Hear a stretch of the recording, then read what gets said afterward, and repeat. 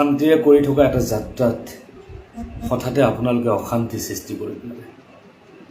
ভবাই নাছিলোঁ যে মানুহে সততাৰ মূল্য বুজি নাপাব বুলি।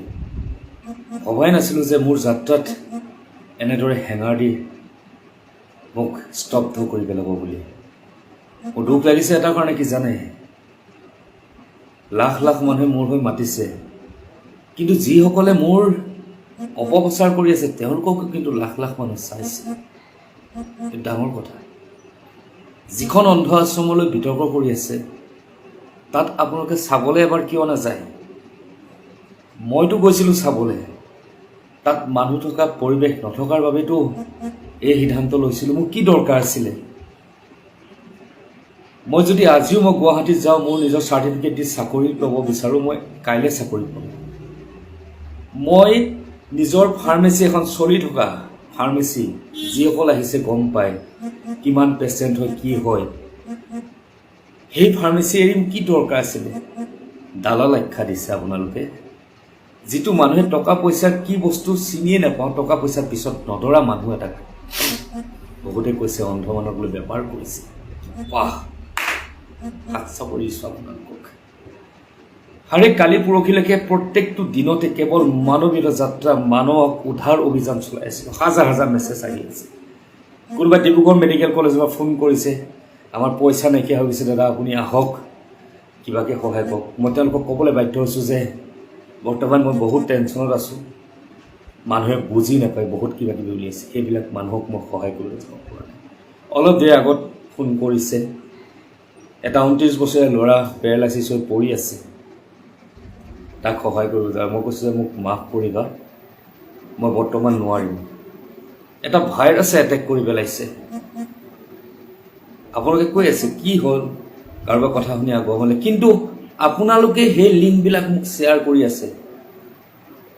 আপোনালোকে সেই ভিডিঅ'বিলাক চাই প্ৰত্যুত্তৰ দিব লাগে নে মোক সেই লিংকবিলাক দি পেলাই মোক সুধিব লাগে যে আপোনাক কিয় এনেদৰে কৰি আছে? কিয় প্ৰশ্নটোৰ উত্তৰ আপোনালোকৰ ওচৰত নাইনে? এইকেইগৰাকী ইউটিউবাৰে মোক যিমান অশান্তি কৰিছে তাতকৈ বেছি অশান্তি কৰিছে অজস্ৰজন মানুহে মোলৈ লিংক শ্বেয়াৰ কৰি। আপোনালোকে যদি দেখি আছে মই যদি কৰি আছোঁ, তেতিয়াহ'লে আপোনালোকে সেই লিংকটো মোক দি পেলাই কিয় সুধিব লাগে যে বিটুদা এইবিলাক কি হৈছে, কিয় কৈছে? কিয় প্ৰশ্নটোৰ উত্তৰ আপোনালোকৰ ওচৰত নাইনে? কিয় এজন মানুহ আগুৱাই যোৱা মানুহক আপোনালোকে কেৱল আপোনাৰ লগত আছোঁ আছোঁ বুলি কৈ থাকিলে কিয় আপোনালোকে হাতে কামে উঠি আহি তেওঁলোকক উচিত প্ৰত্যুত্তৰ দিব নোৱাৰিলে? আপোনালোকে জানিছে কিমান ক্ষতি হ'ব? নিস্বাৰ্থভাৱে ওলাই আহিছিলোঁ। মানুহে ক'ব যে ছ'চিয়েল মিডিয়াত ভিডিঅ' বনাই পইচা ঘটিবৰ কাৰণে কৰিছে, কিন্তু মোৰ সেইবিলাকৰ প্ৰতি কোনো ধৰণৰ লালসা নাছিল। মোৰ ইনকাম চ'ৰ্চ বেলেগ। মই কৈছোঁ প্ৰফেচনেলি মই এজন মেডিকেল পাৰ্চন। আজি 12 years ধৰি কেৱল মেডিকেলৰ হৈ কাম কৰি আছোঁ।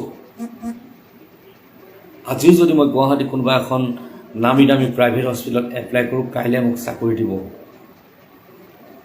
তাৰপিছত আপোনালোকে কি কি মোক ইছ্যুত টানি আছে, যাৰ বাবে মই এটাই সিদ্ধান্ত লৈছোঁ যে সততাৰ কোনো মূল্য নাই, কোনো মূল্য নাই। মানুহে বেয়া বস্তুটো খুচৰি খুচৰি পাব। কিছুমান মানুহে সেই লিংকবিলাক পাইছে, সেই ভিডিঅ'বিলাক পাইছে, কিন্তু মই যে লাইভত চিঞৰি চিঞৰি আছোঁ সেইবিলাক কথা চোৱা নাই।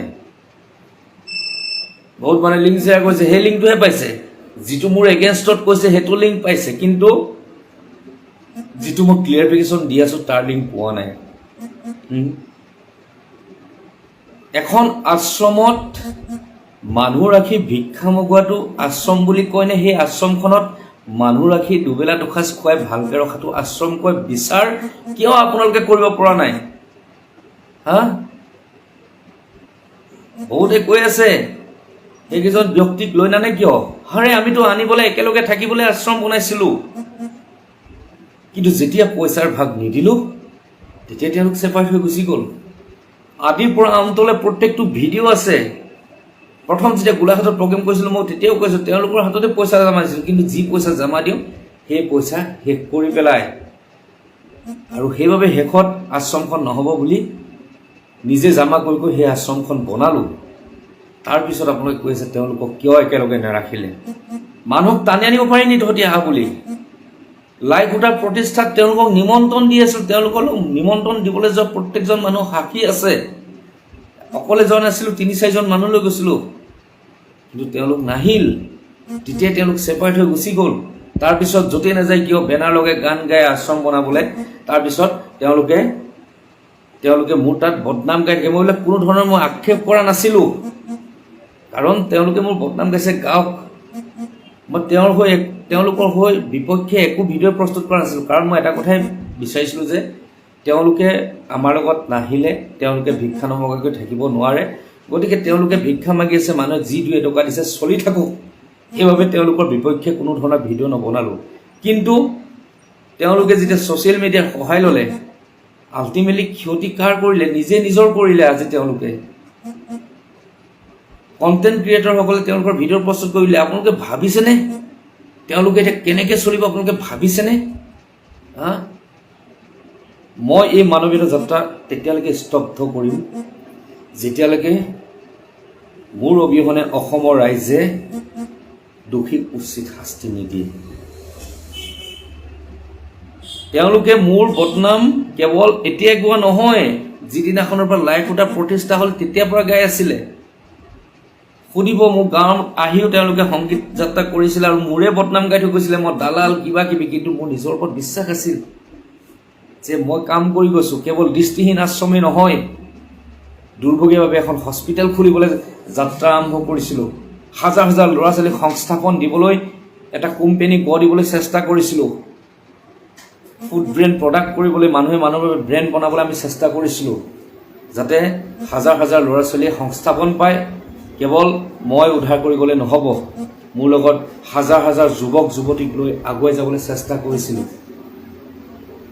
বহুতে কৈ আছে মই আপোনাৰ লগত আছোঁ আপোনালোকৰ কিন্তু মোৰ লগত থাকি আপোনালোকে কৰিছে কি মই আপোনালোকৰ বাবে শত সহস্ৰ গোটেই জীৱন উচৰ্গা দিবলৈ মই আপোনালোকৰ ওচৰত আহিছিলোঁ কিন্তু আপোনালোকে কেৱল মোৰ লগত আছোঁ কৈ থাকিলে কিন্তু আপোনালোকে কেতিয়াও তেওঁলোকৰ ওপৰত লিগেল একশ্যন নল'লে আজিলৈকে মিষ্টাৰ বিটো আপোনালোকৰ গৌৰৱ বুলি কয় আপোনালোকৰ মানুহ বুলি কয় কিন্তু এই গৌৰৱক আপোনালোকে যি গৌৰৱ বুলি প্ৰতিষ্ঠা কৰিছিলে তাত আপোনালোকে প্ৰটেকশ্যন দিবলৈ নাহিলে কেৱল কমেণ্টছত কৈ থাকিলে মই আছোঁ আমি আছোঁ কি কৰিলে ইমান লাখ লাখ জনতা থাকি আপোনালোকে কিয় এই অন্যায়ৰ বিৰুদ্ধে মাত মাতিব নোৱাৰিলে আজি এইবিলাক ভিডিঅ' মোৰ কোনো কথা নাই মই সামাজিক মাধ্যমত নোহোৱাকৈ মই যি দৃষ্টিহীন আশ্ৰম হ'ল চলাই থাকিম সপোনক ডাঙৰ কৰিম কৰি থাকিম ন্যাস এটা গঠিত কৰিছোঁ ন্যাসে চলাই থাকিব কিন্তু মই এই যাত্ৰা স্তব্ধ কৰিলে আপোনালোকে জানে কিমান মানুহ অসহায় হৈ পৰিব আপোনালোকে জানে কিয় আপোনালোকে মানুহৰ বাবে ওলাই অহা নাই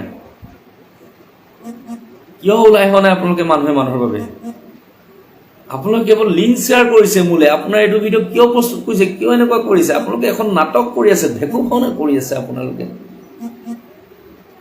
যদি প্ৰকৃততে ভাবিলেহেঁতেন যে মানুহৰ বাবে বুলি অন্তত আপোনালোকে এটা বস্তু ছাপোৰ্ট কৰিলেহেঁতেন যে এই অন্যায়ৰ বিৰুদ্ধে মাত মাতি আপোনালোকে তেওঁলোকক উচিত তদন্ত কৰালেহেঁতেন কিন্তু আপোনালোকে নাই নকৰালে কেৱল ভিডিঅ' চালে কমেণ্টছ কৰিলে আৰু আপোনালোক গুচি গ'ল সকলোৱে কৈ আছে আপুনি আগুৱাই যাওক কিন্তু আপোনালোকেতো লাখ লাখ ভিউৱাৰ্ছ দি আছে তেওঁলোকক তাৰপিছত আপোনালোকে কৈছে আগুৱাই যাওক ফেচবুক মেলিবই নোৱাৰি কেৱল সেইবিলাক ভিডিঅ' কোনে কৰিছে এইবিলাক ভাইৰেল আপোনালোকে কৰিছে কোনো ওলাই নাহিলে কিন্তু মিষ্টাৰ বিটো সদায় বেলেগৰ কাৰণে দৌৰি গুচি গ'ল তেওঁলোকে কেৱল অন্ধ আশ্ৰমখনৰ লগত লাগি আছে কিন্তু নেচালে যে এই অন্ধ আশ্ৰমখনৰ বাহিৰেও যে কিমানখিনি পদক্ষেপ লৈ আহিছিলোঁ সেইখিনি নেচালে সেই মোক কি দৰকাৰ আছিলে কওকচোন ইমান এটা আপোনালোকে অপপ্ৰচাৰ চলাই থকা মানুহক এবাৰো আপোনালোকে তাৰ প্ৰত্যুত্তৰ দিবলৈ নগ'লে ভিডিঅ' বনাই কোনোবাই প্ৰত্যুত্তৰ দিছে কিবা কৰিছে এইবিলাক ডাঙৰ কথা নহয় কিন্তু তেওঁলোকক মই অনুৰোধ জনালোঁ যে প্ৰত্যুত্তৰ দিয়ক তেওঁলোকে অকল মোৰে ক্ষতি কৰা নাই ভিডিঅ' বনাই তেওঁলোকে তেওঁলোকে আশ্ৰম বুলি ডিমাণ্ড কৰিছে ঠিকে আছে আশ্ৰমেই হওক কোনো কথা নাই মোক ক'ব লগা নাই প্ৰত্যেক সুৰক্ষিত হ'ব লাগে মুঠতে কিন্তু আজি আপোনালোকে ভিডিঅ' বনোৱাৰ কাৰণে চব কথা ফাদিল হোৱাৰ বাবে তেওঁলোকে ক'ৰবাত আকৌ দৰে কালেকশ্যন কৰিবলৈ যাব পাৰিবনে? এবাৰ ভাবি চাইছেনে আপোনালোকে? আপোনালোকে যে দুটামান ভিউৱাৰ্ছৰ আশাত তেওঁলোকে যি ক'লে ভিডিঅ' বনাই দিলে, আৰু তেওঁলোকে আজি তেওঁলোকৰতো কথাখিনি চবেই গম পালে যে কি কি হৈ আছিলে, কি কি নাই হোৱা। তেওঁলোকে ক'ৰবাত কালেকশ্যনত যাব পাৰিবনে? কোনোবাই দিবনে তেওঁলোকক? তেওঁলোক কেনেকৈ চলিব আপোনালোকে ভাবি চাইছেনে? সিদিনাখন ক'লোঁ যে এইবিলাক কথা আপোনালোকে ছাপোৰ্ট নকৰিব, কিন্তু পিছদিনাখন দেখিলোঁ সকলোৱে গৈ তাত লাইভ বনাইছে, ভিডিঅ' বনাইছে, কিবা বনাইছে। কি কৰিছে আপোনালোকে? হা, অতদিনে মোৰ কত বদনাম গাই আছিলে তেওঁলোকে। বিভিন্ন জেগাত গৈ অকল মোৰে বদনাম গায়। প্ৰত্যেকে কয় আপোনাৰ কথা এনেকৈ মাজুলীত গৈছে, মাজুলীত বদনাম গাইছে, আন নালাগে আমাৰ নিজৰ স্থানীয় জেগাত আহি মোৰ বদনাম গাইছে। সেইবিলাকক মই ছ'চিয়েল মিডিয়াত উপস্থাপন নকৰাৰ কাৰণ এটাই, যে তেওঁলোকে নাজানে ছ'চিয়েল মিডিয়া এটা ভাল ইম্পেক্ট আছে, এটা বেয়া ছাইড আছে। তেওঁলোকে নাজানে, কাৰণ তেওঁলোক ছ'চিয়েল মিডিয়াৰ লগত জড়িত নহয়। তেওঁলোকে নাজানে যে ছ'চিয়েল মিডিয়াত যি পাত শৰ বেলেগৰ কাৰণে সেই পাত ঘূৰি আহি নিজৰ গাতে পৰিবহি। আজি তেওঁলোকে ছ'চিয়েল মিডিয়াত কৈ দিছে আমুক তামুক, তেওঁলোকৰ বিপক্ষেও সেই আশ্ৰমখনলৈ যেতিয়া লাইভ কৰিছে, মানুহে যেতিয়া দেখাইছে, তেওঁলোকৰ সেই ভগা চিগা অৱস্থাটো চবেই দেখিটো গম পাইছে যে কি ধৰণৰ অৱস্থাত আছে। হা, আজি মই তেওঁলোকৰ বিৰুদ্ধে ক'বলৈ কিয় বাধ্য হ'লোঁ? সেই চাৰিগৰাকীৰ কাৰণে। আপোনালোকে এবাৰ ভাবি চাবলৈ, তেওঁলোকৰ ওচৰলৈ আগতো বহুত মিডিয়া গৈছে। তেওঁলোকে যেতিয়া বিপক্ষে কৰে, সেই মিডিয়াখিনিয়ে বিচাৰ কৰিছে নবজায় সেই নিউজবিলাক। কিয় নবজায়? তেওঁলোকে জানে যে এইখিনি কথা যদি এগেইনষ্টত গৈ ময়ো তেওঁলোকৰ কথাখিনি কৈ দিম, তেতিয়া তেওঁলোকৰ সেই যাত্ৰাটো স্তব্ধ হৈ যাব। মোৰ দুখ লাগে যেতিয়া তেওঁলোকে 3-4জন মানুহ কালেকশ্যন কৰি ঘূৰি ফুৰে। মই তেওঁলোকক বাৰে বাৰে কৈছিলোঁ যে আপোনালোক থাকক ইয়াত, কিন্তু তেওঁলোকক সভাপতি পদ লাগে, কিবা পদ লাগে। আৰু আমি চিন্তা কৰিছিলোঁ যে দেখা মানুহখিনিয়ে তেওঁলোকক সুৰক্ষিত কৰি ৰাখোঁ, তেওঁলোকে খাই বৈ আৰামত থাকক। কিন্তু তেওঁলোকে যে টকা পইচাৰ কথা চিন্তা কৰিছিলে, সেই কথাটো ভবা নাছিলোঁ আমি, বা মইতো ভবা নাছিলোঁৱেই, কোনেও ভবা নাছিলে।